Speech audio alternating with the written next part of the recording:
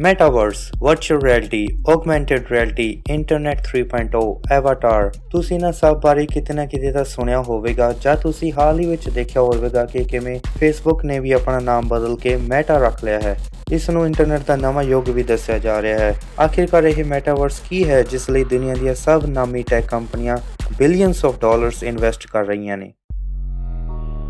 Metaverse ਸ਼ਬਦ ਦੀ ਵਰਤੋਂ ਸਭ ਤੋਂ ਪਹਿਲਾਂ 1992 ਵਿੱਚ ਲਿਖੇ ਗਏ ਨੀਲ ਸਟੀਫਨਸਨ ਦੇ science fiction novel snow crash ਵਿੱਚ ਹੋਈ ਸੀ। ਇਸ ਨਾਵਲ ਦੇ ਮੁਤਾਬਕ ਜਦੋਂ ਸਾਰੀ ਦੁਨੀਆ ਦੀ ਇਕਨੋਮੀ ਕਲੈਪਸ ਹੋ ਜਾਂਦੀ ਹੈ ਤਾਂ ਲੋਕੀ ਐਨਕਾਂ ਦੀ ਮਦਦ ਨਾਲ ਇੱਕ ਵਰਚੁਅਲ ਵਰਲਡ ਨੂੰ ਐਕਸੈਸ ਕਰਦੇ ਨੇ।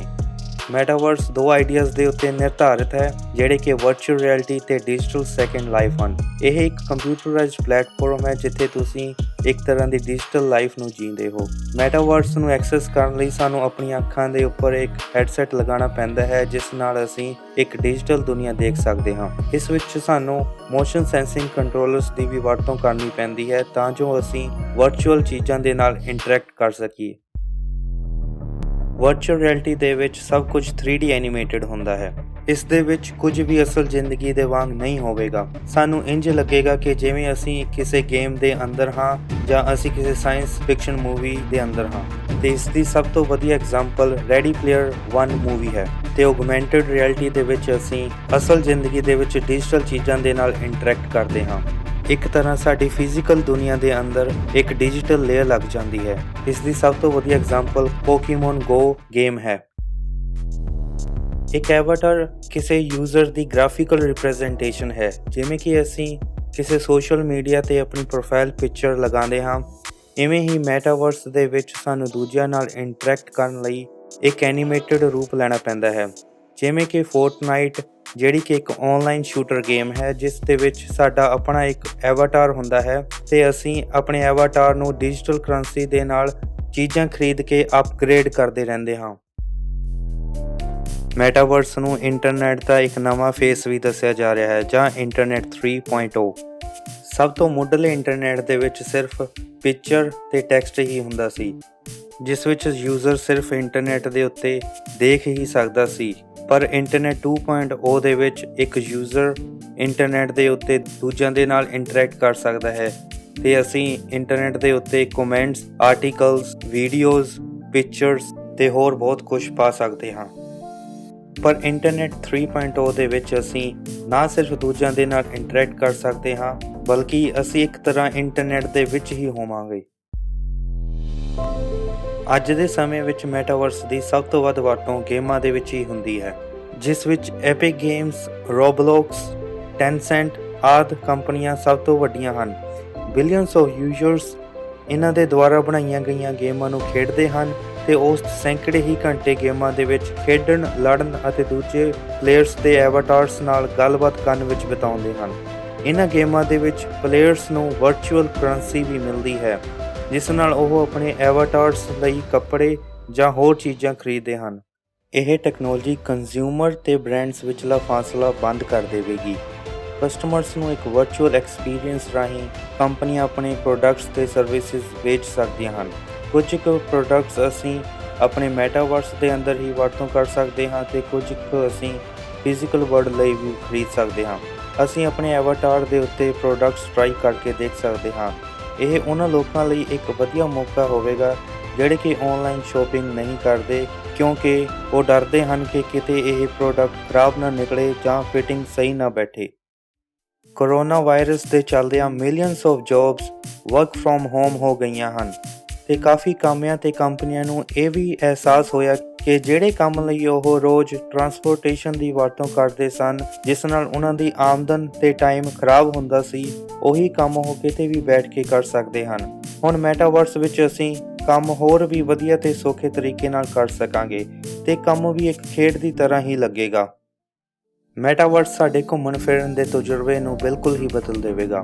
ਅਸੀਂ ਉਹਨਾਂ ਸਥਾਨਾਂ ਤੇ ਵੀ ਜਾ ਸਕਾਂਗੇ ਜਿੱਥੇ ਜਾਣਾ ਕਈਆਂ ਲਈ ਮੁਮਕਿਨ ਵੀ ਨਹੀਂ ਹੈ, ਜਿਵੇਂ ਕਿ ਅਸੀਂ ਚੰਦਰਮਾ ਤੋਂ ਧਰਤੀ ਅਤੇ ਹੋਰ ਪਲੈਨਟਸ ਤੇ ਸਟਾਰਸ ਵੀ ਦੇਖ ਸਕਾਂਗੇ ਜਾਂ ਅਸੀਂ ਪੈਰਿਸ ਵੀ ਘਰ ਬੈਠੇ ਹੀ ਘੁੰਮ ਸਕਾਂਗੇ ਤੇ ਜਿਹੜਾ ਬੰਦਾ ਚੱਲ ਵੀ ਨਹੀਂ ਸਕਦਾ ਉਹ ਹੁਣ ਉੱਡਣਾ ਵੀ ਮਹਿਸੂਸ ਕਰ ਸਕੇਗਾ।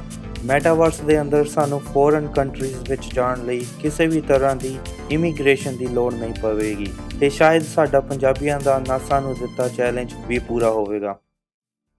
ਜੇਕਰ ਜ਼ਿਆਦਾਤਰ ਲੋਕ ਮੈਟਾਵਰਸ ਦੀ ਵਰਤੋਂ ਕਰਨਗੇ ਤਾਂ ਟ੍ਰੈਫਿਕ ਬਹੁਤ ਹੀ ਘੱਟ ਜਾਵੇਗਾ ਤੇ ਇਸ ਦੇ ਨਾਲ ਇਹ ਸਾਡੇ ਵਾਤਾਵਰਣ ਵਿੱਚ ਫੈਲੇ ਹੋਏ ਪ੍ਰਦੂਸ਼ਣ ਨੂੰ ਵੀ ਕੰਟਰੋਲ ਕਰਨ ਵਿੱਚ ਮਦਦ ਕਰੇਗਾ।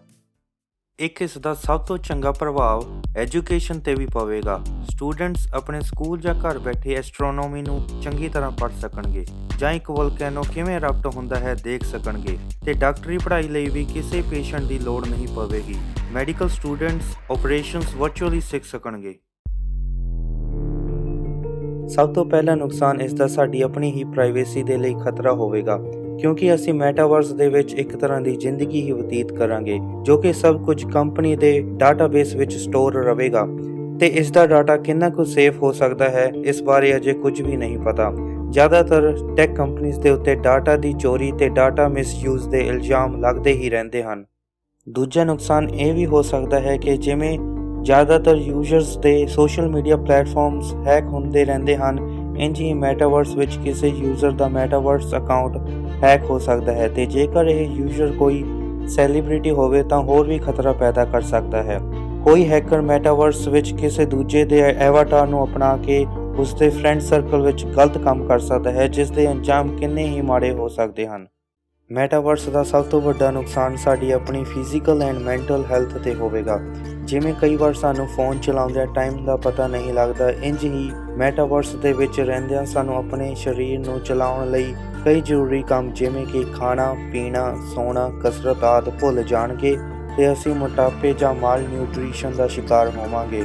ਇਸ ਦੇ ਨਾਲ ਜੇਕਰ ਅਸੀਂ ਜ਼ਿਆਦਾਤਰ ਸਮਾਂ ਵਰਚੁਅਲ ਦੁਨੀਆ ਵਿੱਚ ਬਿਤਾਵਾਂਗੇ ਤਾਂ ਸਾਨੂੰ ਅਸਲੀ ਤੇ ਐਨੀਮੇਟਡ ਦੁਨੀਆ ਵਿੱਚ ਫਰਕ ਕਰਨਾ ਮੁਸ਼ਕਲ ਹੋਵੇਗਾ। ਇੱਕ ਗੱਲ ਹੋਰ ਵੀ ਹੈ ਕਿ ਮੈਟਾਵਰਸ ਸਾਡੇ ਆਪਣੇ ਮੁਤਾਬਿਕ ਚੱਲੇਗਾ ਪਰ ਇਹ ਅਸਲੀ ਦੁਨੀਆ ਇੰਝ ਨਹੀਂ ਚੱਲਦੀ। ਇਸ ਕਰਕੇ ਅਸੀਂ ਅਸਲ ਨੂੰ ਭੁਲਾਉਣ ਦੀ ਕੋਸ਼ਿਸ਼ ਕਰਾਂਗੇ ਤੇ ਵਾਰ-ਵਾਰ ਮੈਟਾਵਰਸ ਦੀ ਦੁਨੀਆ ਨੂੰ ਜਿਉਣ ਦੀ ਕੋਸ਼ਿਸ਼ ਕਰਾਂਗੇ। ਇਸ ਦੀ ਲੱਤ ਵੀ ਇੱਕ ਤਰ੍ਹਾਂ ਨਸ਼ੇ ਦੇ ਵਾਂਗ ਹੀ ਹੋਵੇਗੀ।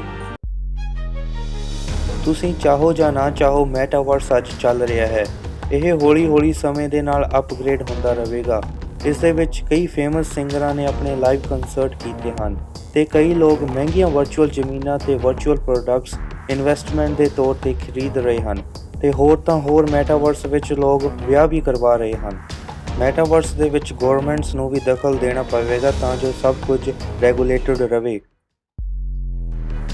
ਅੰਤ ਵਿੱਚ ਮੈਂ ਇਹੀ ਕਹਾਂਗਾ ਕਿ ਸਾਨੂੰ ਲੋੜ ਹੋਵੇਗੀ ਕਿ ਅਸੀਂ ਮੈਟਾਵਰਸ ਦੇ ਐਕਸਪੀਰੀਅੰਸ ਤੇ ਅਸਲ ਜ਼ਿੰਦਗੀ ਨੂੰ ਮੇਨਟੇਨ ਕਰਕੇ ਚੱਲੀਏ ਤਾਂ ਜੋ ਅਸੀਂ ਇਸ ਧਰਤੀ ਮਾਂ ਦੇ ਉੱਤੇ ਜਿਹੜੀਆਂ ਵੀ ਸਮੱਸਿਆਵਾਂ ਹਨ ਉਹਨਾਂ ਨੂੰ ਕਾਬੂ ਕਰ ਸਕੀਏ ਤੇ ਇਨਸਾਨੀਅਤ ਨੂੰ ਵੀ ਨਾ ਭੁੱਲੀਏ।